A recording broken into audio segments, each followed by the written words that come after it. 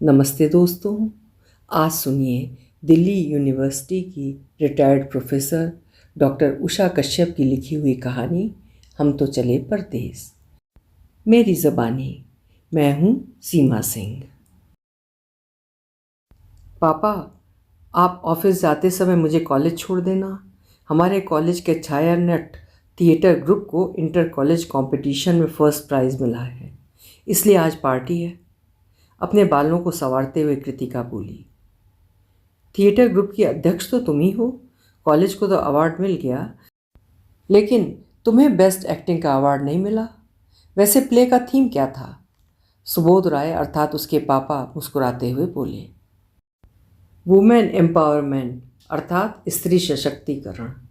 हमारा प्ले अभिनय, निर्देशन, संवाद सभी में बेस्ट था। 10 कॉलेजों से टीम आई थी। हमारे एक और प्ले को भी दूसरी स्टेट में प्रदर्शन के लिए सेलेक्ट किया गया है। प्रिंसिपल सर बहुत खुश हैं। उन्होंने ही पार्टी की परमिशन दी है। अभी एग्ज़ाम शुरू होने में 1 महीना है ना। कृतिका एक्साइटेड थी। कार कॉलेज तक पहुंच चुकी थी। कार से उतरकर बाय कहकर कृतिका गेट के अंदर चली गई। कॉलेज के पास के फेमस रेस्टोरेंट में कृतिका के छाया नट ग्रुप की शानदार पार्टी हुई। खूब कहे लगे, फ़ोटोज़ क्लिक की गईं और यादगार लम्हे कैमरे व फ़ोन में कैद कर लिए गए। उस दिन की मधुर स्मृतियाँ सबने हमेशा के लिए संजो ली थीं। प्रिपरेटरी लीव शुरू होते ही सब फाइनल्स की तैयारी में लग जाएंगे। शाम को 5 बज गए थे घर लौटने में। गांधीनगर जिले के कलोल शहर के इंडस्ट्रियल क्षेत्र के पास बनी हाउसिंग सोसाइटी में कृतिका पेरेंट्स के साथ रहती है। सुबोध राय टेक्सटाइल मिल में सीनियर मैनेजर हैं। वैसे उनका पैतृक घर जबलपुर में है। कई वर्ष पूर्व गुजरात में आए थे। टेक्सटाइल और हीरों की पॉलिश के लिए गुजरात प्रसिद्ध है। दूसरे राज्यों से काम की तलाश में रोज़ कामगार आते हैं। राजकुमार, जो सोसाइटी का सिक्योरिटी गार्ड है, भी नौकरी की खोज में कुछ वर्ष पूर्व दूसरे राज्य से यहाँ आया था। टेक्सटाइल मिल में वर्कर लगा था। सुबोध राय ने ही उसकी ईमानदारी व कार्यकुशलता से प्रभावित होकर उसे सिक्योरिटी गार्ड नियुक्त कराया, ताकि उसको रहने के लिए निःशुल्क व्यवस्था हो जाए। सोसाइटी में कम फ्लैट्स थे और एक ही प्रवेश व निकास का गेट था, इसलिए एक गार्ड मैनेज कर लेता था। घर की बेल बजी तो कृतिका भागी। पापा आ गए, लेकिन देखा वहाँ राजकुमार था। नमस्ते मैम, साहब जी से बात करनी है, वो बोला। वो तो अभी ऑफिस से नहीं आए, क्या काम है? कृतिका ने ही पूछ लिया। कोई बात नहीं, कुछ देर बाद आ जाऊंगा, कहकर वो चला गया। थोड़ी देर बाद मिस्टर राय आए तो तीनों बैठकर चाय पीने लगे। कृतिका ने राजकुमार के आने के बारे में बताया।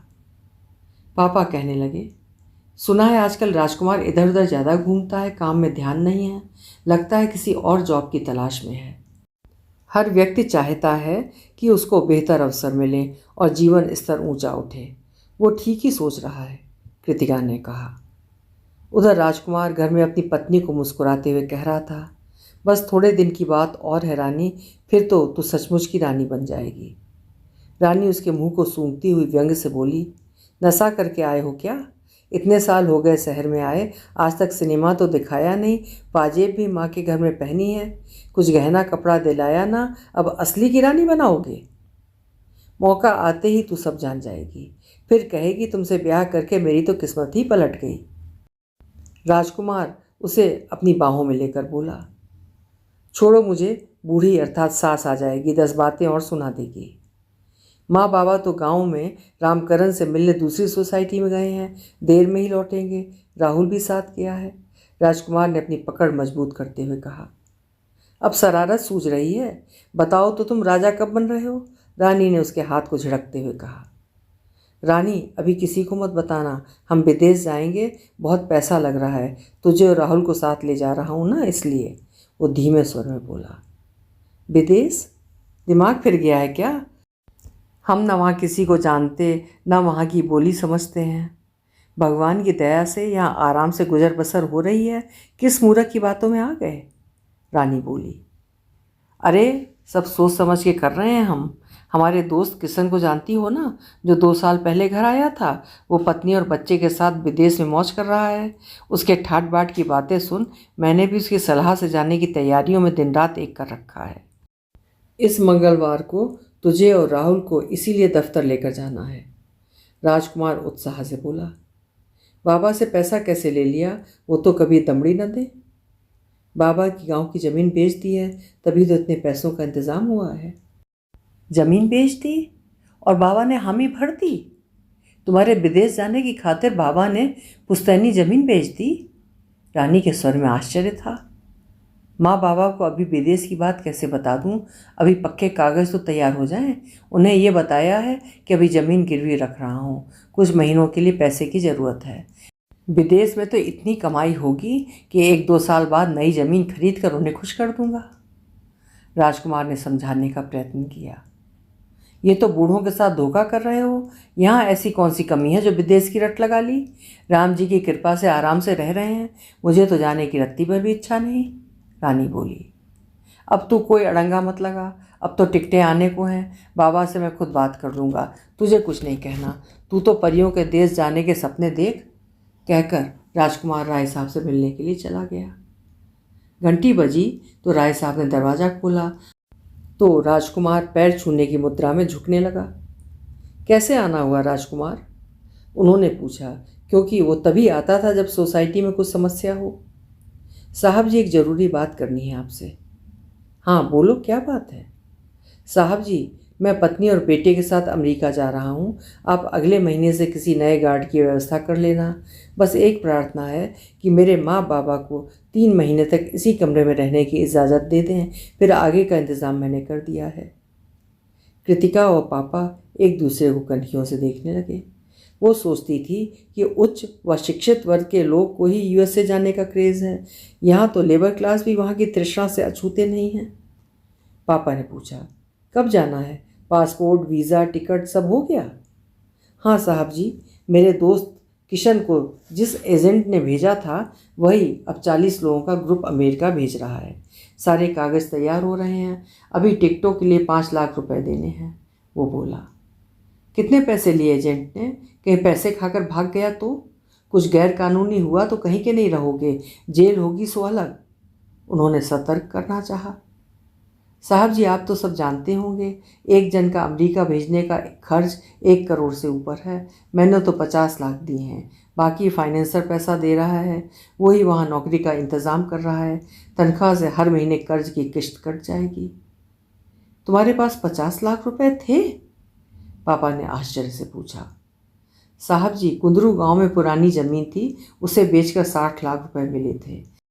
वैसे भी वो ज़मीन अधबटाई पर खेती के लिए दे रखी थी, कुछ खास आमदनी नहीं थी।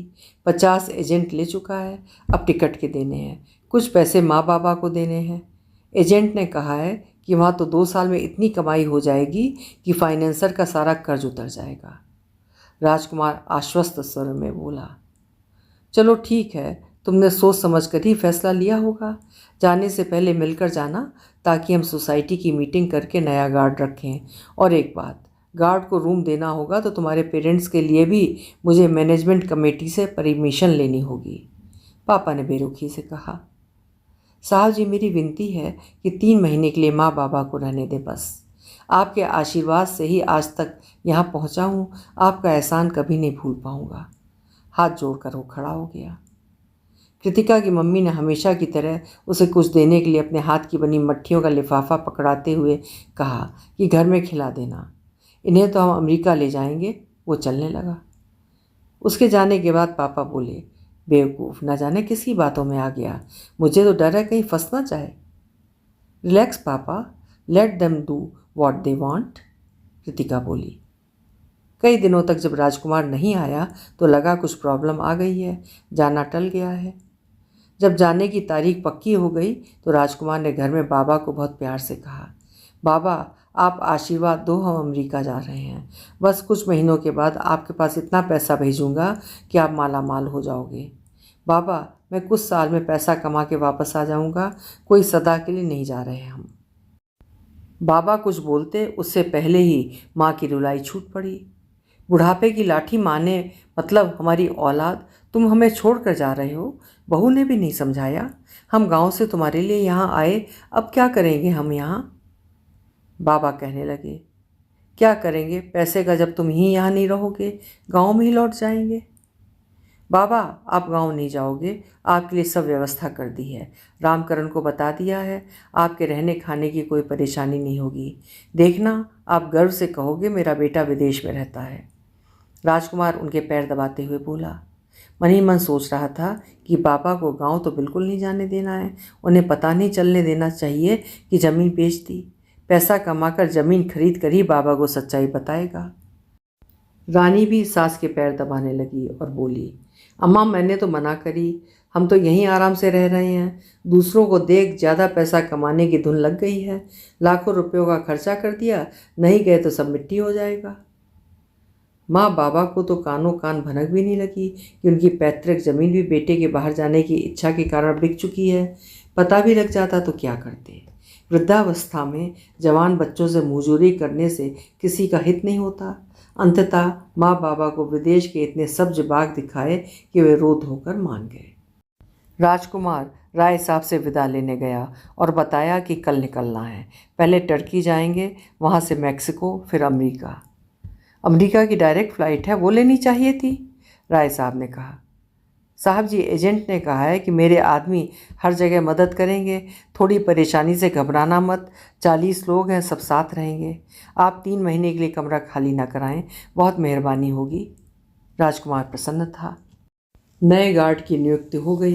राजकुमार के पेरेंट्स के लिए कमरे की 3 महीने की परमिशन ले ली गई और नए गार्ड को हमारे सर्वेंट रूम की चाबी दे दी। मम्मी ने पहले मना किया, फिर सोचा कि 3 महीनों की तो बात है, बूढ़े लोग हैं, कहाँ भटकेंगे। लगभग 1 महीने बाद सुबोध राय ने न्यूज़पेपर पढ़ते हुए पत्नी को जोर से आवाज़ दी। कृतिका भी दौड़ कर आई।